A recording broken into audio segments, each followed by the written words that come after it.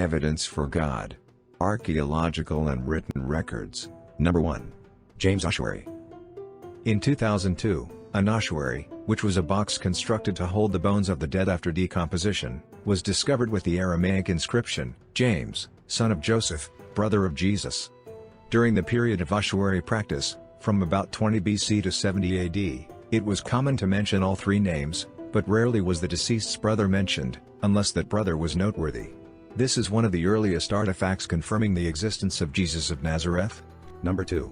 Crucified man heel bone. In 1968, an ossuary containing the skeletal remains of a man in his 20s, including his heel bone with a nail still embedded in it, was discovered in Jerusalem. Anthropologists determined that the man, called Yehohanan, had likely been crucified in the 1st century, circa 7 to 66 AD, with a leg on either side of the cross and the nail driven in sideways through his heel.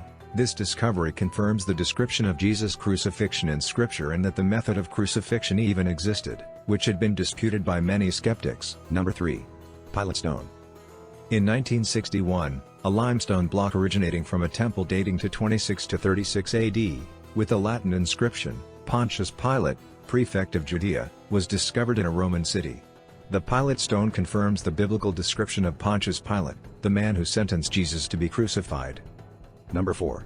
26 to 33 AD earthquake. According to geologists, seismites found in layers of the Dead Sea confirm the activity of two major earthquakes in the area, including one during the period between 26 and 36 AD. This is perfectly consistent with the Bible's record of a great earthquake that shook Jerusalem on the day of Jesus' crucifixion. Number 5. Nazareth inscription.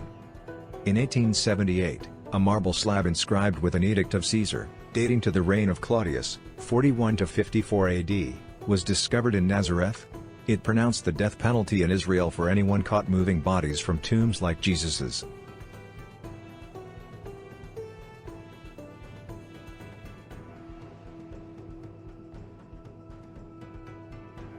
Considering that thieves only ever plundered tombs for valuables, not bodies, this is a strange pronouncement to make, unless the lie that Jesus' disciples had stolen Jesus' body had reached the Roman emperor.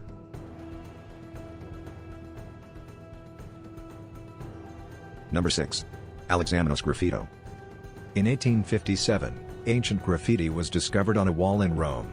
It depicts Jesus with an ass's head being crucified and a man named Alexamenos standing before him with one arm raised, perhaps in worship or prayer. The Greek caption says, Alexamenos worships his God.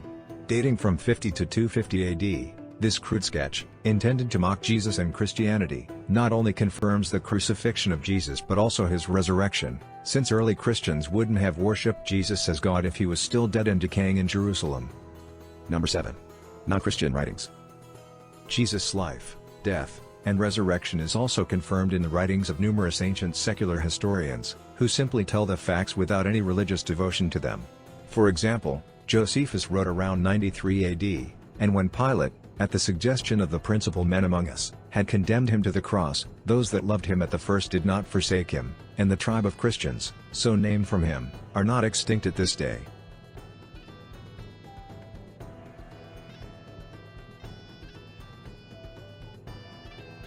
Pliny the Younger wrote around 111 AD, they had met regularly before dawn on a fixed day, that is, Sunday in remembrance of Jesus' resurrection, to chant verses alternately amongst themselves in honor of Christ as if to a god.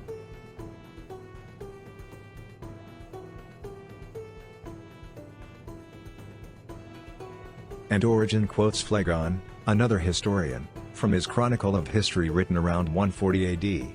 Jesus, while alive, was of no assistance to himself, but that he arose after death, and exhibited the marks of his punishment, and showed how his hands had been pierced by nails.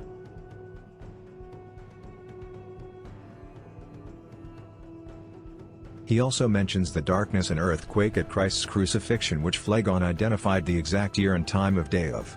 And with regard to the eclipse in the time of Tiberius Caesar, in whose reign Jesus appears to have been crucified, and the great earthquakes which then took place.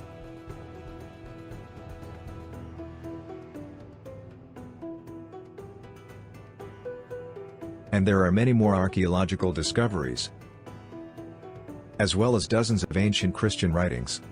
All these are just another confirmation of the historical reality of Jesus' life, death, and resurrection.